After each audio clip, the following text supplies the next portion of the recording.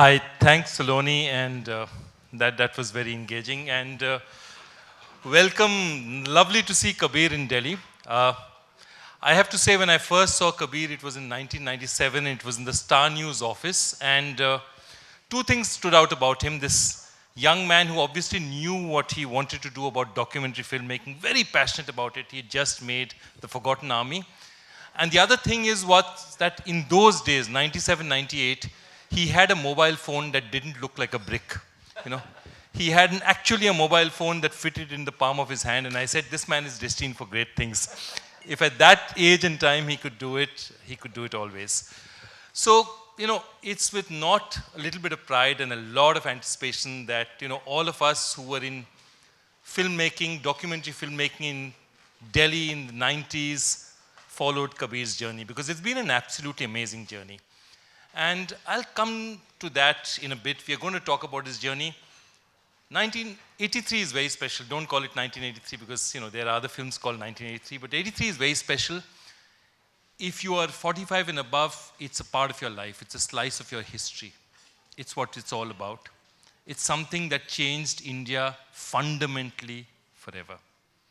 And if you're below 45, you need to see it and find out what changed India fundamentally forever, because it did. Okay?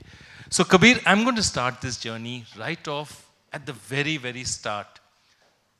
Kironimal, MCRC, fathers in JNU, conventional, very, very committed filmmaker with Said Naqvi traveling the world. What was that? Did you want to become a documentary filmmaker when you started off? Hi, firstly, it's always lovely to be in Delhi because, as Saloni said, I am a Delhi boy, Delhi wala. I still feel my roots are here, even though I've been in Bombay now for more than 20 years. Just sitting in a room like this, I can see a lot of faces, and I just feel nostalgic every time I'm over here. And of course, Joy and I go back ages. As Saloni said, we should not even mention the number of years, but yeah, I think Joy slipped up and did put in a year there. When I was studying filmmaking, I did my master's in filmmaking. At that point in time, I think, yes, I was definitely looking at being a documentarian. That was my passion, and that was my ambition to sort of do documentaries for leading documentary channels or independent documentaries. And that's why I was really, I think, really fortunate and privileged in a sense to managed to work with, at that point in time, Said Naqvi, who was one of the most foremost journalists of our country. And Said Bhai, as I refer to him, was obsessed with reporting, international news, but with an Indian stroke South Asian context, because he felt that we only consume international news through the prism of CNN and BBC, and sometimes they don't really report it according to the way we should be understanding it. All I wanted to do was travel with him, because he had this big map, and wherever there was a flashpoint in the world, we'd put a pin on it and we'd say, Said bhai, yahan chalte hain. And within 2 days, we'd be flying there. And I think in the course of the 5 years that I was with him, I did about 80 countries, and reported from those 80 countries doing soft news features. And that really shaped me. And even today, when I sit down to write my scripts, those 5 years come back to me, because they were truly my formative years, because they gave me something that I always use in my films, and that was the ability to look beyond the headline and see the gap between the story that should have been told to us, but the story that's actually being told to us. And if you, in a certain sense, analyze my first 3-4 films, whether it's Kabul Express or New York, or even a very mainstream Ek Tha Tiger, that all those stories lie in that gap between the story that was told to us and the story that should have been told to us. So in a sense, Said Bhai's experience is what led me towards documentaries, but then, of course, later I made the shift. So, good question, because all of us need to know that. We lost a very promising documentary filmmaker. Fortunately, we found one of our most successful directors. What made that transition? What triggered off that transition? I've often thought about what could be that one that one moment, and actually I go back to these two incidents that happened with me in Afghanistan, and I'll briefly narrate those, and that'll tell you why I realized that mainstream cinema is where I should be, and what then gave me the trigger for my first film, which is Kabul Express. So I was making these documentaries, and I was actually, relatively successful in getting funding and commissions from international channels abroad. Just post 9/11, I was one of the few sort of mad hatters who decided to go into Afghanistan. There were not too many people ready to do that, so I got a lot of funding. Okay, go in, do a documentary on the Taliban. And around that time is when, I must be honest, I'd already started feeling a little bit of frustration of doing documentaries which were not being seen by audiences at home. And for any communicator at the end of the day, you want to be able to interact with the audience, right? You need to be able to see what they feel about your films and in some sense get a feedback. But that was not happening because I was making these films, but they were all going for channels abroad. And that's when this Afghanistan trip happened, which in a certain sense changed my life. And being from India, we couldn't take the usual route from Pakistan, drive through the Khyber Pass and reach Kabul. So we overflew Afghanistan, went to Uzbekistan, drove to Tajikistan, and we reached the city of Dushanbe. And then it was one of those dead ends. Like everything we tried to go into Afghanistan was a failure. We tried to drive through the mountains and there were landslides all over the place. We wanted to cross the river and the river was in spate. One of the choppers that we were supposed to take crashed the day before we were supposed to take it. Like, it was everything that could be thrown at us was being thrown at us, and we were just not being able to go. Till that one day, which was in our mind, for me and my friend Rajan Kapoor, also from Delhi, a school friend of mine, and still till date produces my films. We said, okay, let's give it that one more shot. And we went to the Dushanbe airbase and we saw this big Russian helicopter being loaded with medical supplies for Afghanistan. So we went and we caught the attention of the pilot and took him aside. Their economy at that point in time was not what it is today, so we could use some desi jugaad and basically gave him about $2,000, and he agreed to hide us in the chopper and take us to Kabul. So that's how it happened. We paid him these $2,000. We got hidden in this medical supplies, and the chopper took off. And it's a 40-minute ride from Dushanbe to Kabul through the Hindu Kush mountains. And in 40 minutes, we've cleared those mountains, and he suddenly brings the chopper down, and 20 feet above the ground, he's hovering, 360 degrees, all you can see are snow-capped mountains, and he says, jump. I says, what the hell, jump? You give me $2,000, at least you can do is land. He says, no, I can't land because this is an army chopper, you can't be in it, and if I land, this chopper needs time to reboot, some technical jargon about it needs 15 minutes reboot time to start again, I'll be off the radar, too many questions, so you have to jump.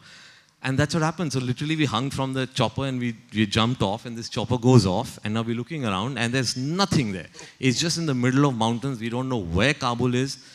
And there's this one solitary figure walking towards us who's just seen this one chopper come down, two guys jump off. And at that time, a lot of these special forces were, coming, and I kid you not, I thought that's the way my end has been written. This guy was looking really angry. He was cocking his Kalashnikov, coming towards us, saying something really angrily. And the only thing we knew is that he's from the Northern Alliance Mujahideen front, and they had a lot of warmth for Indians because the Indians had supported them in their fight against the Taliban. So we just stood there, Rajan, and I kept saying, Hindustan, Hindustan, thinking that he'll catch it. And suddenly this guy stopped, and he smiles, and he starts singing, Mere Sapno Ki Rani Kab Aayegi Tu. That day I realized there is no platform more powerful than Hindi mainstream cinema. And you want to tell a story, you better tell the story there, because that's where it'll reach out. So in a sense, that's what made me decide. And so it's these experiences, and this scene is verbatim like that in Kabul Express, except Mere Sapno Ki Rani, because when I wrote it and my friends read it, they said, this is bloody ridiculous. How can you expect the audience to believe this? So I changed that and made it a little more relatable, where he says saying Amitabh Bachchan and all that. But so that put me, and by the end of the journey, there's a moment which actually is where the seed of the idea of Kabul Express is. We were in Afghanistan, and of course, we're trying to catch the Taliban and do interviews with them. But at that point in time, there was a lot of checkbook journalism. The Americans were there, the Western press was there, and literally every 50 kilometers, the warlord would change in Afghanistan. So you had to literally bring out thousands of dollars and only then they would let you pass for the next 50 kilometers. We didn't have that kind of money. What we had, we'd already given to the Russian pilot. But because we were Indian, again, we went in and we spoke to the Mujahideen and we said, we want to go to a place. There's this place called Doab, which is on the Tajik border, which is where all the foreign mercenaries from the Taliban and the Al-Qaeda were being captured and being sent there. And from there, they were sort of sorted and were then flown out to Guantanamo. So every journalist, every documentary filmmaker worth his or her name wanted to go and get those guys. But they were not, nobody was being given access. Well, we went in and again, they played the Indian card and they put us in this Jeep and we drove for 8 hours. There were no roads because every road had been bombed out. And we reached this place, Doab, and it was like a natural fortress. Doab basically means two waters because it was an island surrounded by water on 2 sides and then surrounded by mountains. It was a natural fortress. And this jailer just opens up this, sort of big gate, iron gate, and we walk in and suddenly it's exactly like this, the size of this room, and it's like there are 40 of the most dreaded terrorists from Al-Qaeda and Taliban in shackles and chains looking at these 2 guys who just stepped in. And we're like, oh, now what are we supposed to do? And they're Arabs and they're Chechens and they're like all over the place. And but there are 4 or 5 from Pakistan. And so naturally we gravitated towards them because they spoke our language. And then the next 48 hours we lived in that prison. Those guys cooked korma roti for us. We ate there, we slept there, we would interview. And there was this one guy who was very articulate, Khalid. And I could have sworn Khalid was from the Pakistan army because this is something again has been swept off under the fog of war. But every time the camera came on, he would speak like what the Taliban ideologue would be expected to speak. And the moment you switch off the camera, he would say, "Arey jahil the sale." And then I said, like, "Can I please get that on camera?" He would refuse. Like he would be proper on camera. Anyway, after 2 days, when we were going back, suddenly Khalid came running behind us and said, "Can I please make one call from your satellite phone?" But that's the only mode of communication in those days. And we were really scared because, he is from the Taliban and those days, the Americans were tracking these satellite phones. I said, I give it to him, he makes a call, the next thing I know, a cruise missile is coming after me and that phone. But somehow we relented and we gave him the phone. And he made this call, and in that one moment, I realized that he had called his family who had thought he's dead. This was the first time he was speaking to them, I think, in 3 years. And then he called for his daughter, and I saw Khalid. Khalid was this, stereotypical terrorist in a sense. He was 6 feet 2 inches by 3 feet tall, flowing beard. And I saw him just crumble into this sobbing father when he spoke to his little daughter. And in that moment, for me, lay the seed of the idea of Kabul Express, because I realized you might not agree with them ideologically, you might not agree with the position they take, but behind everybody and everything, there's a human story worth exploring. And that's what Kabul Express does, really. Kabul Express is, in a certain sense, an autobiographical story of what happened with me and Rajan in Afghanistan with the Taliban. So that's how it began, the journey of moving towards mainstream cinema. No, absolutely. So basically, you want to say that Rajesh Khanna, S.D. Burman, Kishore Kumar saved your life, basically. Absolutely, totally. No, absolutely. And, that character, of course, in Kabul Express, we remember because he is the central character of Kabul Express, and you've done him so beautifully in the film. So, now, moving from there, I'm going to come to 83. And 83 is like one of those magical projects. It's probably the most important moment in Indian sport, in modern Indian sport at least. And it's been passed around from 2016, we've been hearing 83 ban raha hai, 83 ban raha hai. So at what point does it come to you? And at what point and what makes you decide to say yes? Did you think about it? Did you say yes? How did it happen? Because 83 was being shopped around at that point in time. I mean, when I started making it, every filmmaker friend of mine would come and say, "Oh, we'd give our right arm to do this." Every star would come and say, I said, "What were you guys waiting for? It's been staring us in our face for the last 35, 36 years. But nobody picked it up. And I'm really lucky they didn't because, as I said, sometimes it's not the filmmaker who picks the story, it's the story who picks the filmmaker. And I'm so glad it came to me because it's the most important film of my career. It's the most magical story I've ever heard. It's the most magical story I have ever recreated. And I was actually the most unsuitable for it in a certain sense, initially, that I thought, because I'm not that kind of a cricket buff that 9 out of 10 Indians are. I watch cricket, I love sports, I play sports, but I'm not somebody who sits and consumes, like my friend Rajan, who would sit and watch test cricket for 5 days. I would never do that.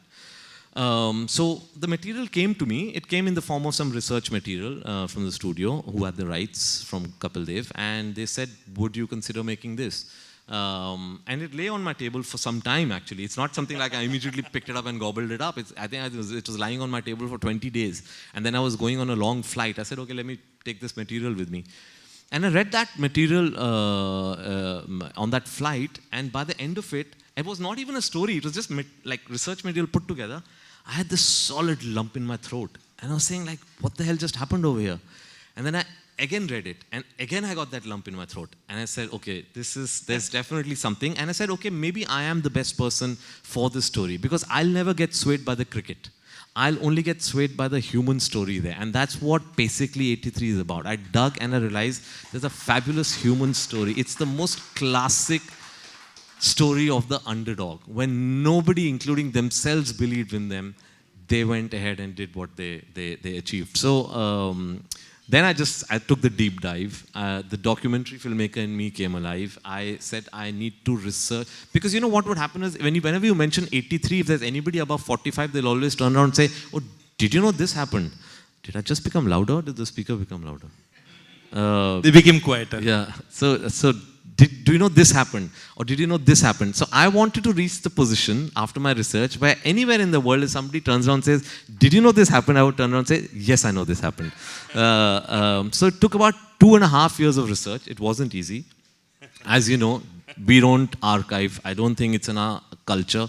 You know, I think we're an oral culture. Baap ne bete ko sunaya, bete ne uske apne bete ko sunaya. We don't keep anything. So even the journalists, the odd 5 journalists who ventured and went to England in 83. Nobody else went. But Doordarshan, All India Radio, nobody went, because they said, "Wahan hone kya wala hai? Kuch bhi nahi. Ek match khelenge, haar jayenge. It'll be why waste money."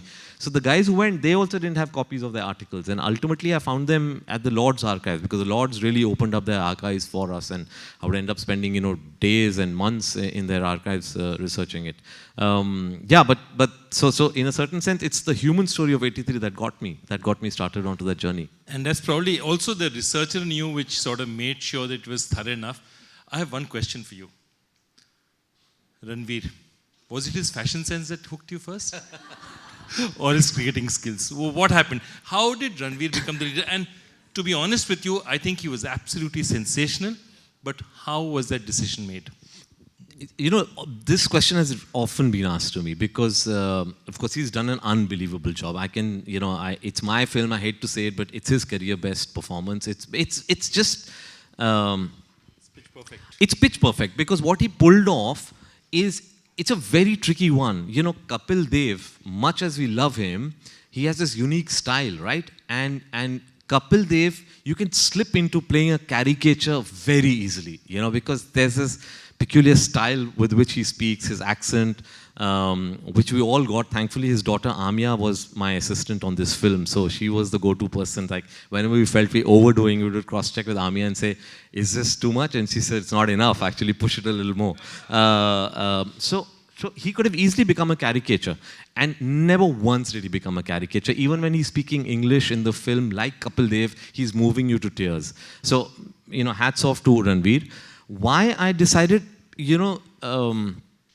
Did you have anyone else in mind at all? I didn't. It's very strange, and people think, that's a standard question a filmmaker will do to support his star. But the point is that, honestly, when the film came to me, I don't know why. I think it's called a filmmaker's gut instinct. That's all casting is actually gut instinct. I said, I think it's only Ranveer who can pull it off, because I knew Ranveer actually from before he became an actor, because he was this AD who would hang around in Yash Raj and jump from the corners and with a full-size album and say, sir, ye photo dekho, ye nahi photo. Like anybody, any director coming into Yash Raj, he would jump them and then start showing them the photograph. So I knew him from that point in time. I knew the passion he has for his craft.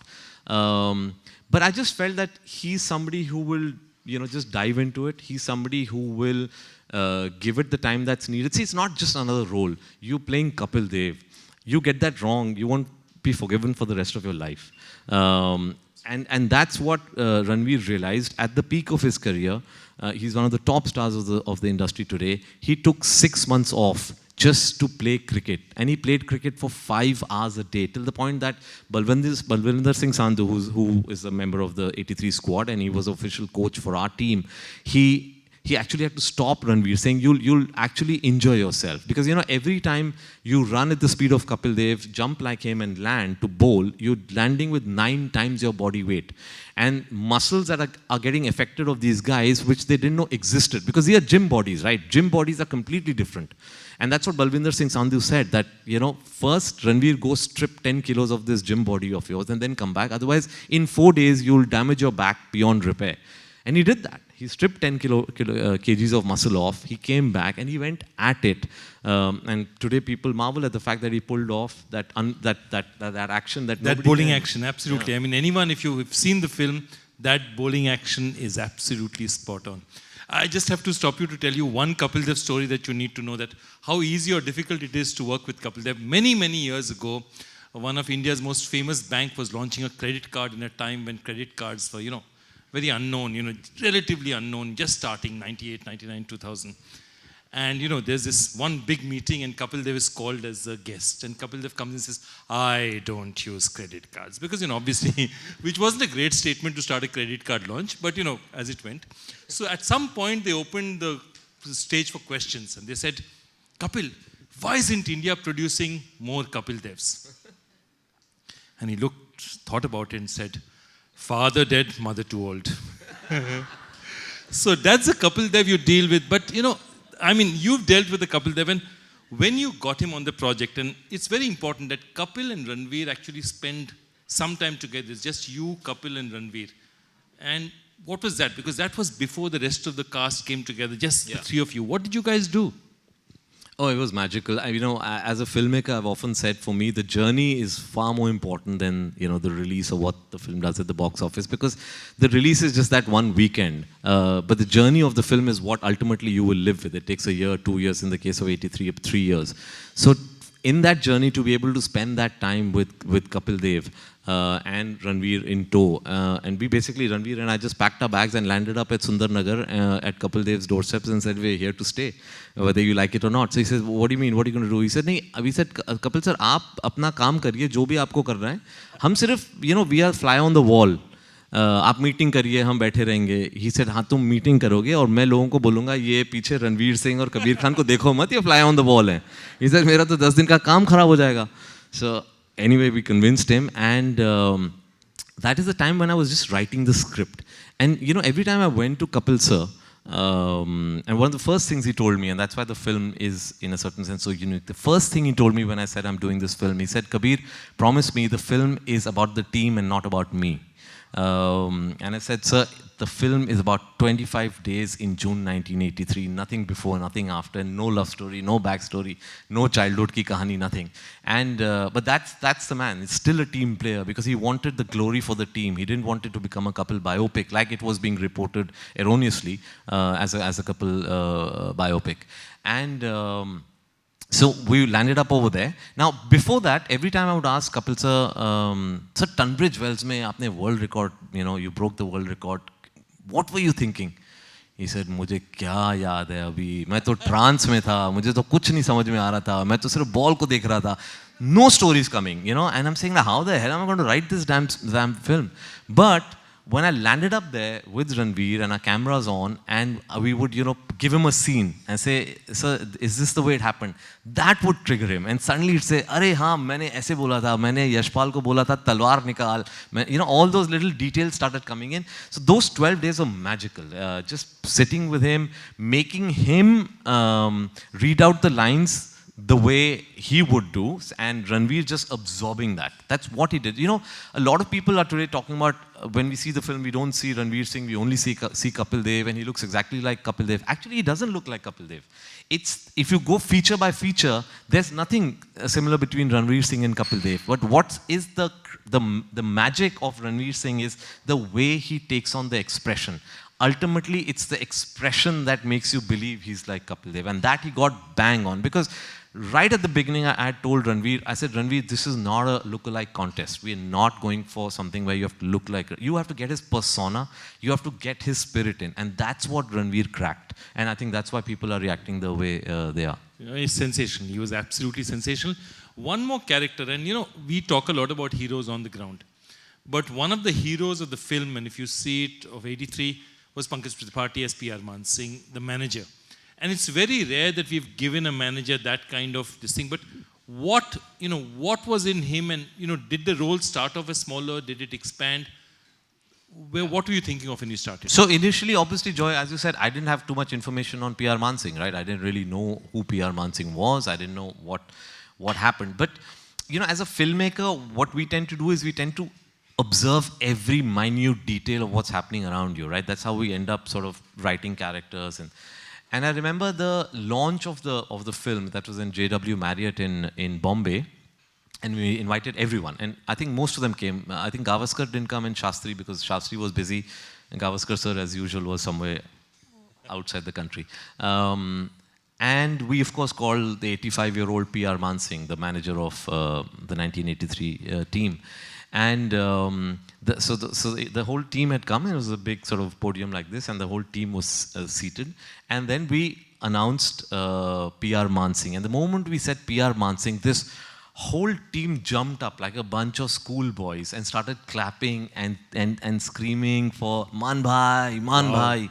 And I said, wait a minute, this is definitely something more than just a manager relationship. This is something far deeper. And that's when I realized that PR Man Singh, in a certain sense, became a sutradhar of the film, and then I started speaking to Man sir, and even at 85, he remembered everything.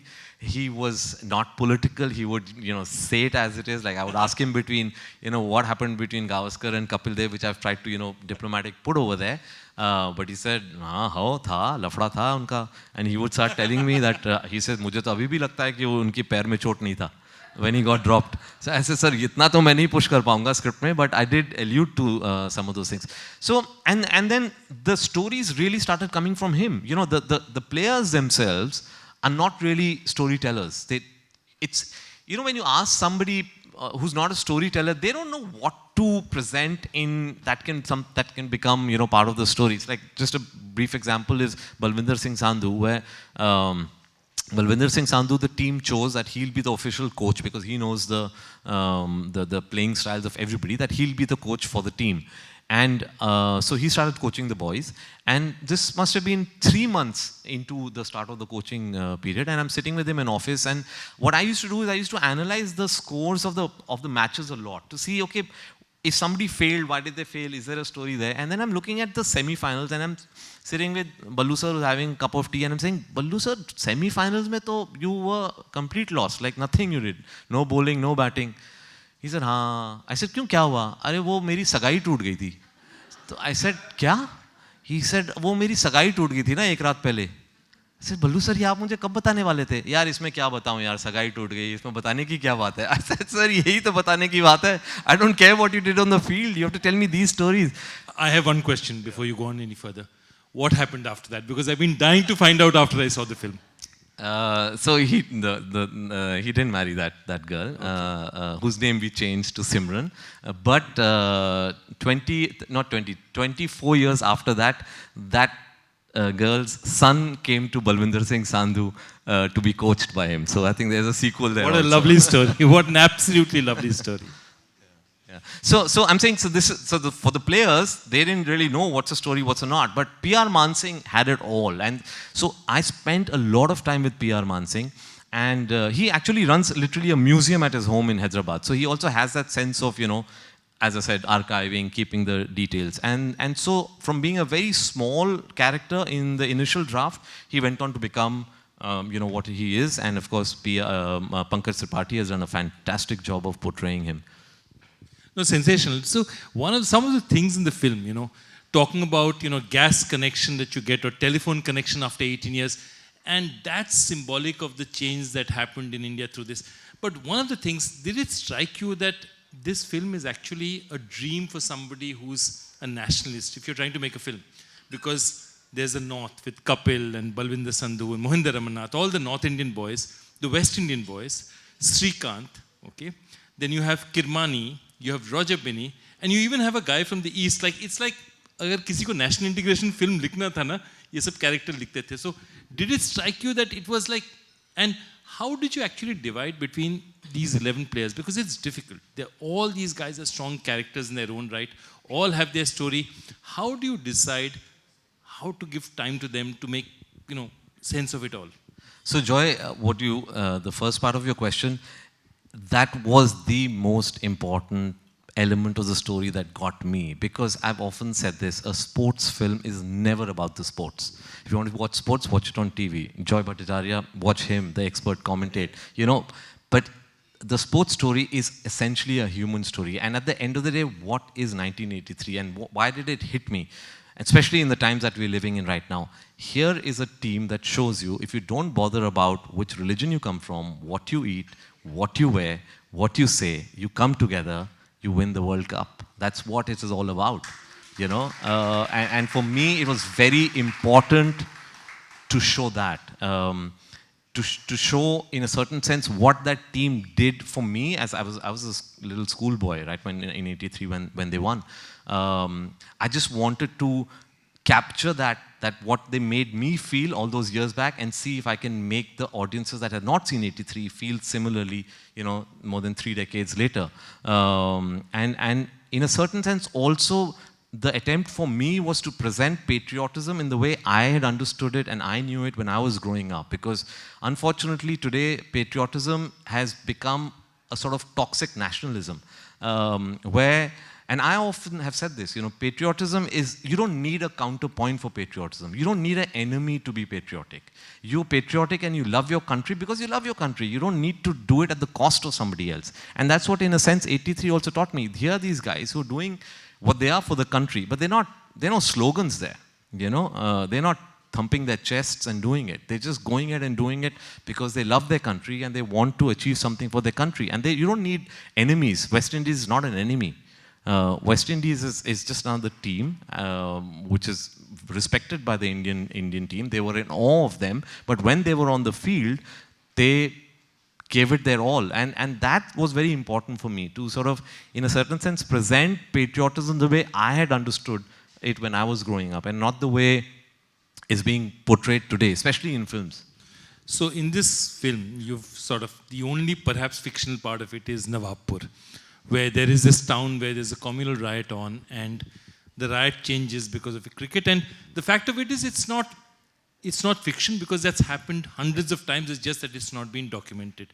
So was it a struggle getting Nawabpur into the film? Was it a conscious decision? What is that one thing that you decided that whatever it is, I'll do this? No, I was very clear I had to do that. You know, the film for me, as I said earlier also, the film for me is not about cricket. The film really for me is it's a story of coming of age of a nation. You know, 1983 really is the first achievement by India post-independence on the world stage, and that therefore that very significant dialogue by PR Man Singh also, which is a part of the trailer, where he tells Kapil Dev that 35 साल पहले हम लोग आज़ादी जीते थे, लेकिन इज्जत जीतना भी बाकी है कप्तान. That is what was very important for me. That because when I'd gone to, say, especially when I was meeting the diaspora, when I was spending time in London, and I was meeting people from the Indian diaspora who must have been kids in '83, and I remember meeting this one very senior barrister who's very successful now, and he came from a privileged family, and he said, I went to this public school, very elite public school, but till '83, he said, I was just one of those, you know, boys who would just blend into the furniture. And he said, for the first time, after June 1983, when I went back to school, suddenly I saw these bunch of white boys come to me with stars in their eyes and said, hey, aren't you an Indian? And he said, suddenly it was cool to be an Indian because of what Kapil had done on that thing. So that is really what the film is about, right? Capturing that. Being able to show. So Nawabpur again is for me, and it's loosely based on fiction, because actually there were, I didn't want to mention the name because I don't want to get into political, you know, problems at that point, but there were riots happening in Meerut around that point in time, in Western UP. And so I took that as an example, and I'd also read somewhere that the decision to go live somewhere was around that time taken much later, because Doordarshan had not even gone to London, and it's only when India reached the semi-finals that Doordarshan woke up and said, hey, maybe we need to go live, because it was not, in those days it was very expensive. Live telecast had started in October 1982 with the Asian Games. So that decision, you know, I just wanted to interpret it in a way that maybe it was taken to just bring the whole country together. And you're possibly right, because, you know, a lot of things happened in that time. Hum Log, all the serials, the whole national integration thing, and possibly there was a narrative out here which was already there and which made sense. I have one question for you which everyone wants to ask. Every filmmaker makes this fantastic film and then has to leave at least 40% of it in the editing room, because you can't make a 5-hour film or a 4-hour film. What did you leave on the editing table? What were the things you put in there which you couldn't afford to put in the final cut? So, Joy, I guess because I've been a documentary filmmaker, I'm very conscious of the sort of resources and money that goes into filmmaking. So I actually edit at the writing stage, not on the edit. So I leave a lot out on the script before I go to shoot, not, and this is something actually I learned from Yash Chopra, who, you know, I had the privilege of making my first three films were under Yash Chopra's, you know, Yash Raj films, and he would, you know, go through our scripts, and if he felt there's a loose scene, he would sometimes say, you know, ये क्यों है यहाँ पे? And sometimes, you know, Adi, his son, would say, Dad, हम सोच रहे हैं shoot कर लेंगे और फिर decide करेंगे. He said, shoot क्यों करोगे? पैसे waste, time waste, निकालो इसको. So I always caught on to that. I said, okay, do the brutal editing on paper. Don't go and shoot it and then, you know, waste money and come back. So there are a lot, and the one thing that I left out, which is strange, is exactly what you said. That joke that you narrated is the joke I wanted to include. That's the only one where I'd actually put it into the press conference where they ask him that, you're here to win the World Cup, and he says, what are we here for? And then later in the film, that same press conference is repeated, where now suddenly there's a full house because every journalist wants a piece of Kapil Dev, and one of the journalists asks, why doesn't India have more Kapil Devs? And he says, father dead, mother too old. That is so amazing. Okay, just last couple of questions and then we'll open it up for the audience. But all these star kids, Chirag Patil playing Sandeep Patil, Mohinder Ramnath playing his dad, you know, Chandrapal's son playing, Jason Lloyd playing Joel Garner, Mali Marshall playing his father. Was this coincidence? Did it happen? Did you want to do it? How did this happen? So it wasn't planned, honestly. Now we've become this one big neat package of nepotism with all the kids coming in. But you know what? The way it started, Chirag, of course. Chirag came for the launch of the film, and I'm looking at him, and this guy, he looks like a you know, film actor. He had already started acting in Marathi cinema, and I'm thinking, when is this boy going to come and say, sir, mere ko play karne do Sandeep Patil? And this guy just never comes and never approaches me, and I'm saying, I'm getting a little intrigued. Like, why is this guy not coming and saying, I want to play my father's role, Sandeep Patil's role? He doesn't, and because he was mortally afraid of playing cricket and then failing at it, way Sandeep Patil did. So later he got the courage when Sandeep Patil himself said, go and audition, because he said he used to play at a certain level, and one day he called his father to show him when he was, I think it was at college level, and Sandeep Patil went and saw him play, and he came to Sandeep Patil and said, what do you think? And without batting an eyelid, Sandeep Patil said, koi dusra profession dhoond le. So that's when he decided, okay, this cricket is not for him. But what we did was that, see, for me, so a lot of people talk about casting of the Indian team, but for me, what was more difficult, how are you going to cast the dream team of West Indies? How do you cast Joel Garner, Michael Holding, Marshall, you know, all these guys? So we got in touch with this casting agency in London, which specializes in sports casting. They cast for, you know, all the sports ads that you see across the world, whether it's for Olympics or the World Cups or the F1, the casting is done by this agency. So we went to them and we said, okay, we know that you've never done a film, and you'll probably cost us an arm and a leg, but would you consider doing this film? And they didn't really have much knowledge about cricket. So they said, okay, what's the story? And I said, okay, here's the story. And I gave them the story. And the next day he called me and said, this is a hell of a story. I didn't even know this happened. And yes, we want to do it. It's the power of the story that pulled them in. And then they went and they set up a 5-week camp in West Indies, where basically my brief to them was, I don't want actors. Don't bring me actors, because the international teams have to play cricket. And, you know, once as cricketers, when they're on the field, their body language will be natural, that one or two look, expression, line, I'll get it out of them.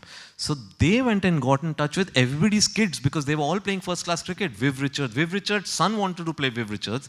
Unfortunately, he wasn't half as good looking as father, so we had to cast another boy from St. Kitts who became one of the heartthrobs of the unit. But he would send us numbers. Number so-and-so shortlisted, and I would see, and suddenly I'm seeing Mali Marshall, the spitting image of his father Malcolm Marshall, exactly the same run-up, exactly the same action. I'm saying, this guy looks exactly like Malcolm Marshall. And I'm only saying, number 18 looks perfect. And then after we've cast him, when number 18 lands up in London at Lord's for one of the training, because I wanted to take our boys who are all actors to go face these guys coming in from West Indies, is then I realized that number 18 is Malcolm Marshall's son. And I'll never forget that moment where I made the actor who's playing Dilip Vengsarkar go up and take position, and I gave the ball to Mali. And my brief to all these bowlers coming from Australia and West Indies was that you do exactly what you normally do, just bowl wide off leg stump. So they couldn't understand what the hell does that mean. I said, just don't bowl at these guys because they are not cricketers. But muscle memory, right? A sportsman who's like training for 4 hours a day, and suddenly before he bowls, he says, bowl wide. His body doesn't allow him to do it. So my poor little Vengsarkar is standing there, and Mali Marshall is coming in, looking exactly like Malcolm Marshall, throwing the ball at least 130 kilometers an hour, straight at his head. And it's the 6 months of training that we had given our actors that allowed him to just put his head off. Otherwise, in my workshop, there would have been a reenactment of that infamous moment where Marshall took Vengsarkar's head off, which is exactly the way he, by the way, mentioned in his autobiography. He said, I didn't want to get Vengsarkar out. I wanted to take his head off. Yeah, it's a crazy story, and yeah, Mali and all that. But one more thing, one of the biggest counterpoints in those days in Indian cricket in the 80s, it was Gawaskar or Kapil Dev. You're one camp or the other. You're Gawaskar or you're Kapil Dev. And this kept happening, and Gawaskar after that goes and wins the World Championship of Cricket. Kapil Dev plays under him, and then he retires.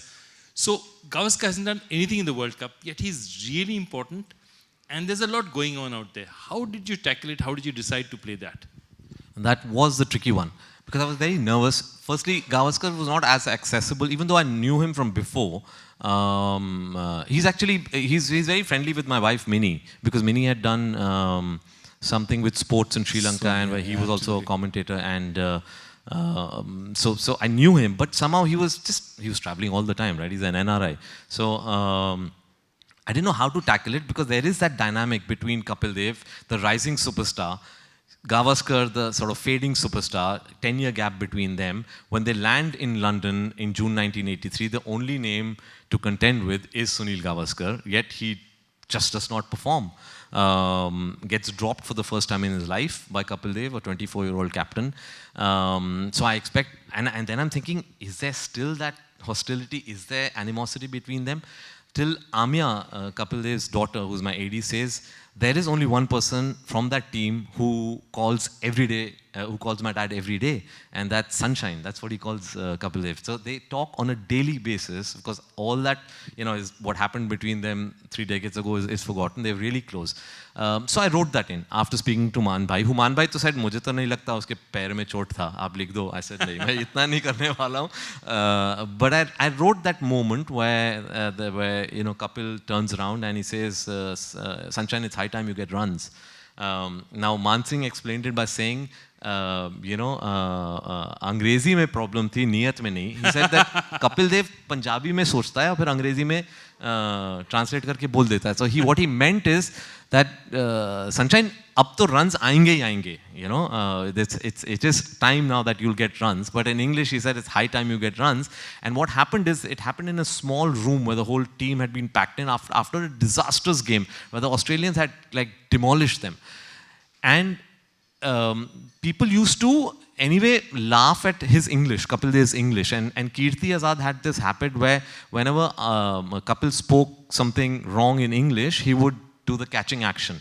So the moment Kapil turned around and he said, Sunshine, it's high time you get runs, Kirti sort of did this catching action, and a few of them smiled, and Gawaskar noticed that. So it became a bit of a sort of a awkward moment, if that's the word to use, between them. And then Man Singh told me that how it got sort of resolved. Now, I've written this scene, and I'm saying, I don't know how Gawaskar is going to react, because Gawaskar is the only one who said, Mujhe, can you please show me some parts of what you've written? Because he knew he's not performed. Now, I'm sorry for the French, but I'm shitting bricks, because I send this to Gawaskar, and maybe he says, no, you can't put this in.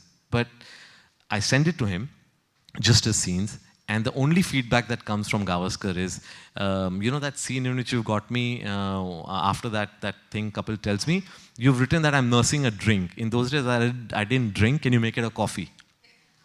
It shows what these men are made of. You know, I know the problems my sort of friends, filmmakers go through when they're making biopics, where the guy who they're making a biopic on is sitting behind, sitting on the edit, sitting on the marketing. And here's this man who's not being shown in very good light. And all he has to say is, make it a coffee.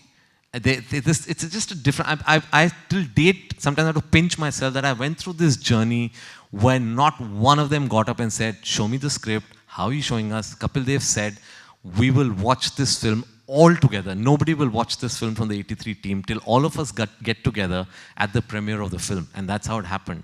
You know, I don't think I'll ever have this experience ever again in my life as a filmmaker, to get these world champions and have that security in themselves and what they stood for and what they are, and just watch the film literally 48 hours before it's going out into the world. That's an amazing story, because I can't top that. I'm not even going to try. Amazing. What a lovely, lovely story to end with. So at this point, I can't ask any question which will top that. So I'll open it to the audience. Any questions from there? Please, sir. I want to know, how was your experience working with Chika?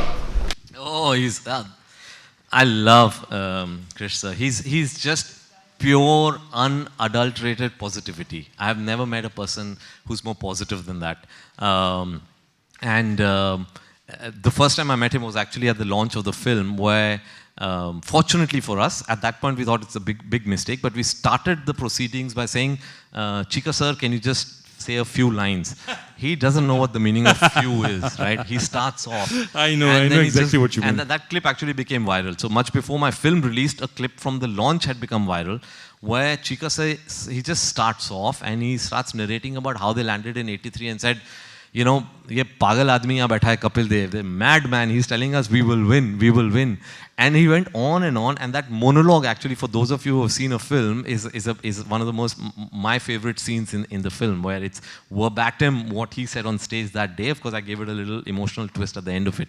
So, but it was fabulous. And the actor we got, Jiva from Chennai, again, one of his greatest heroes, because Jiva, plays cricket competitively. For him, Chika sir was one of the greatest heroes, and I think he did a fabulous job. I remember one day, Gawaskar came and visited us on set in England, and I took him into that little tent where we keep all our monitors with all the 6 cameras and everything when you're shooting cricket, and he sat down, and Jiva walked across the frame, and he got a start. Gawaskar said, he said, I thought you were replaying Chika walking across the frame from an old recording. That's how good Jiva was. Because these boys actually had, for 6 to 7 months to a year, some of them, they had just lived like these cricketers. The Dharmshala boot camp, that was something that really was worth its weight in gold. I took them to this boot camp in Dharmshala, where there's this beautiful, I think one of the prettiest cricket stadiums in the world.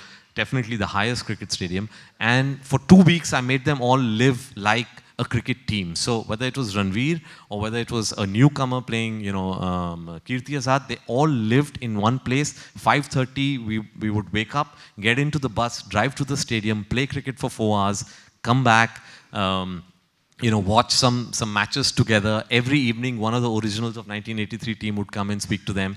Again, go back to the stadium for another 2 hours.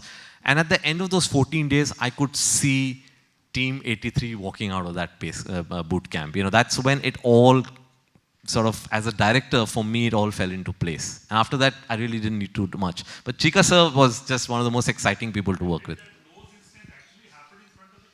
Yes, it did. Yes, it did. So, what is amazing is about this film, and I'm very proud of that, is I would say 99% of the scenes are actually the way they happened. So I had an overload of anecdotes. For me, the challenge was, how do I take all these anecdotes and in a certain way weave them into a coherent screenplay? But all the incidents are the way they happened. Anyone else? Yeah. Hi, here. Hello, hello. Yeah, this way. Hello. This question is regarding your writing procedure. Sorry, I'm not. There. I would like to understand, if writing is rewriting, how do you iterate your scripts and not get bored but also get your point across? So I'm trying to understand your writing procedure and how you iterate your scripts over time. So actually, there's a very interesting saying which says that good writers are not good first draft writers. They're good editors. And that's very important. So whatever you have inside you, you need to just get it out on paper. And once it's out on paper is when you will realize, is it working or not? So for me, the process, and I think it's similar to a lot of writers, is that you just start putting down whatever you have in your mind, and it sometimes can read like incoherent rubbish, but that doesn't matter. It will, I would say 9 times out of 10, the first draft, and I get depressed. I'm saying, like, what the hell is this film all about? It's like the first edit also, I get completely depressed. So it's very important to put it out there. It's only when it's all there, do you start getting a holistic picture. Do you start seeing it as a film, and then you know, okay, what you need to add, what you need to edit out.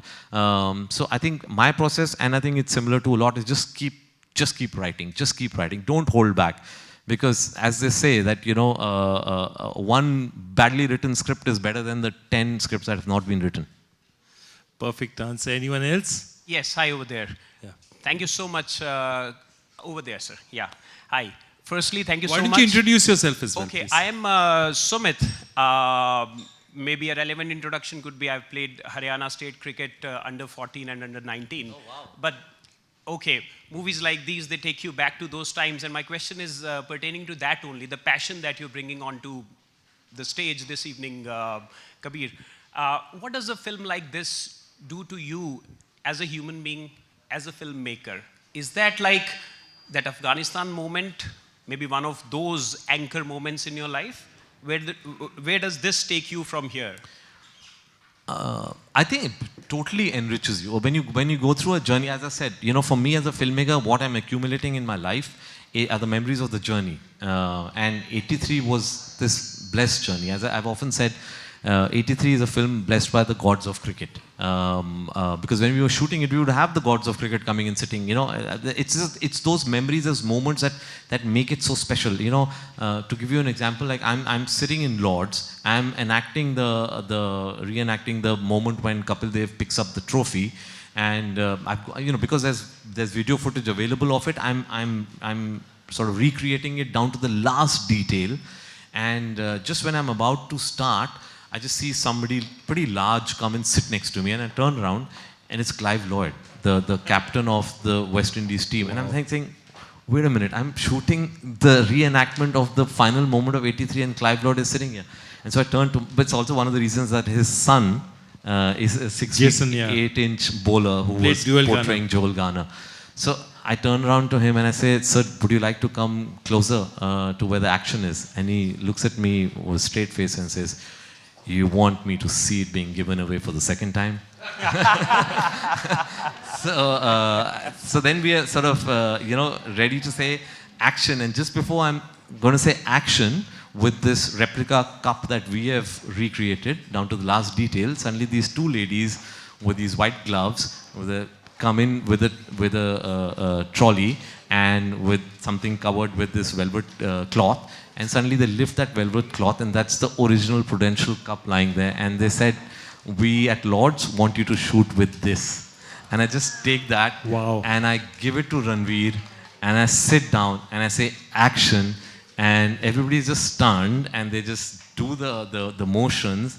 And the moment I said, cut, every single person on that balcony started crying. That's what it did for us, because it was towards the end of our journey. We had done the cricket. It was, in a certain sense, us getting the World Cup for the efforts that we'd all put into the film. So it's these kind of moments, that that make your life so much richer, that make your journey so much richer. So every film has its own rewards. Every film, irrespective of, there's some films that do spectacularly well, they become blockbusters, some don't do well, but they all come with their own moments, they all come with their own memories that you then treasure for the rest of your life. Perfect. Fabulous. Any more questions? No? Perfect. Over to you, Saloni. One last question there.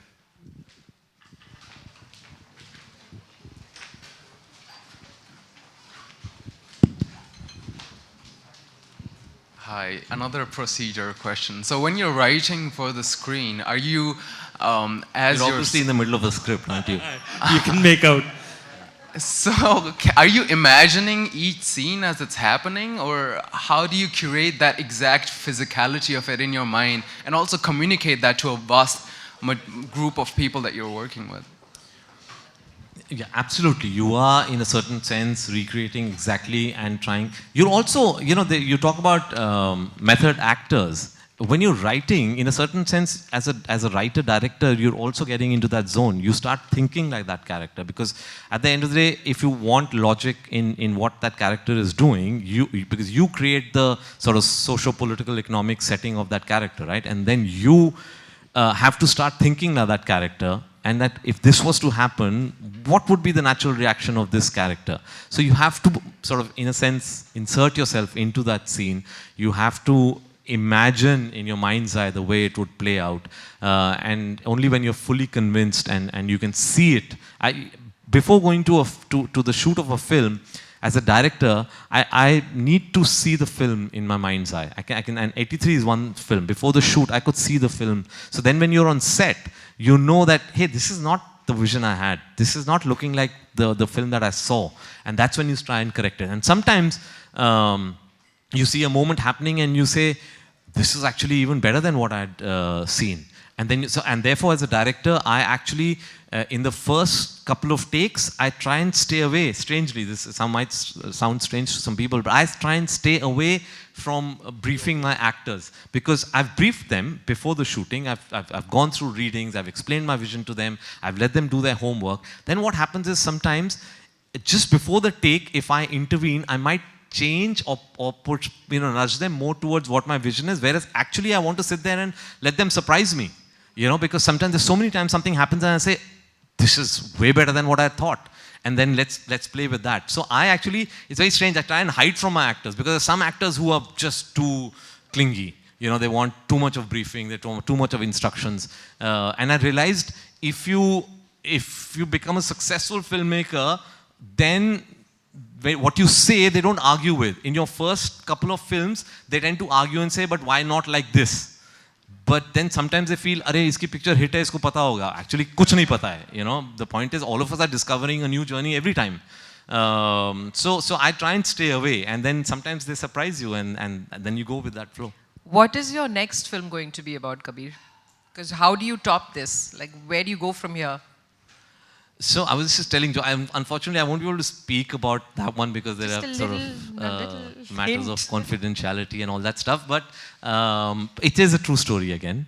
I think it's again my documentary roots that just pulls me towards true stories. Also, I was discussing with Joy before we started this, there are just so many fabulous stories in our contemporary history. Can I ask if it's political by nature in any way? So, see, for me, everything is political. This is something that I approach my films with, and this is something that from the moment I joined this industry, right from Kabul Express to my first mainstream film, which is New York, I said, I cannot not make a political film, because for me, every human being is political. When people say, we are apolitical, you can't. This cup can be apolitical. Human beings can't be apolitical. Just every line that my character is going to speak, the way I'm going to frame my characters, the way my lens will look at a female character is my politics, is my gender politics, or is my politics towards every issue. So even in a film like 83, which is about a sports event, there's layers and layers of politics. But the trick in mainstream cinema especially is to not make the film about the politics, but let the politics be in the layers beneath. a quick example would be, for example, Bajrangi Bhaijaan, which is one of my most commercially successful films. There's a song which is known as a chicken song, which is actually one of the most favorite songs of kids, right? But it's the most political statement in my film because it came in the wake of the beef ban, and basically what Salman is saying is that this is Chaudhary Dhaba, आधा है veg, आधा है non-veg, आप स्पष्ट कीजिए आपको क्या चाहिए. So basically for me Chaudhary Dhaba was India, and let people decide what they want to eat.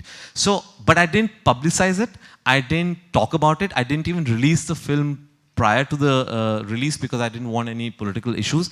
But after the film was released, those who caught that, for them it became their most favorite song, and they used to talk to me about and say it. But so the whole point is, you have to slip in the politics, but let the people enjoy the film at face value. But for those who get the layers beneath, they'll just find that film a little more profound and more enjoyable. I have one last question of you, that many people would have seen it just once or not had the chance to see it because it was just released for 3 days in Delhi.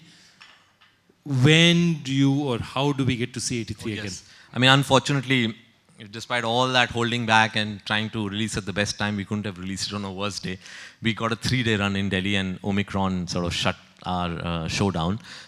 So I guess not too many people in Delhi actually have been able to see it. So we finally, and because we got a limited theatrical run, on the 21st of this month, we're going to be releasing simultaneously on Netflix and Hotstar, 83. So that's where you can get to see it, folks. Do not miss it. It's an experience of a lifetime. As I said, if you're over 45, it's reliving history. If you're under 45, it's knowing what made us what we are today. Thank you so much, Kabir. A big hand for both of wonderful. them. And before we close the evening, can I ask Samir? Samir, you wanted to say thank you? Just a few words from Samir. Samir and I've been together since class 8. Yep. And Rajan Kapoor that I was mentioning, he's my producer till now, was also part of the gang we used to have called Cars. K for Kabir, A for Those Ashish. are my lines, Kabir. So, good evening everyone, and thank you for being here. You've made it special. Thank you, Quorum, for organizing this wonderful evening. Like Kabir mentioned, we go back to our school days, and those were simpler times. Idea of a night out was the Rocks in JNU. Kabir lived there, and since it's on the flight path, every time a plane would fly by, it would be easy for us to slip out. So this one night we got out around 12 o'clock, and the whole night we were outside because there wasn't another plane till 6 a.m. in the morning. We all have special names for our teachers. We called our commerce teacher Tiddy. And so this one day, Tiddy walks into the classroom and he sees his name on the blackboard in bold letters. And he was so furious, he didn't teach us for the next 1 month. Not until somebody snitched and Kabir got suspended for it. Kabir is a Delhi boy, it's been mentioned before, and he's connected to the roots. The passion he has for his films, family, and country are well depicted, and that's what we get to see in films like Bajrangi Bhaijaan and 83. I guess one of the reasons for his success is the self-belief. I've seen him up close with the likes of Salman, Ranveer, and he doesn't get intimidated. He won't budge till the time he gets his shot. I could go on, but I guess time is of essence. So, on behalf of everyone I know here, I just want to tell you, Kabir, how proud we are of your success and your achievements. And we wish you all the success for your future endeavors. Thank you. Joy, thank you so much for doing this. And I know that you love cricket, but I could see that you also love filmmaking. So this is a great combination. Thank you so much, Joy. Thank you all. Thank you for a wonderful evening. Thank you so much.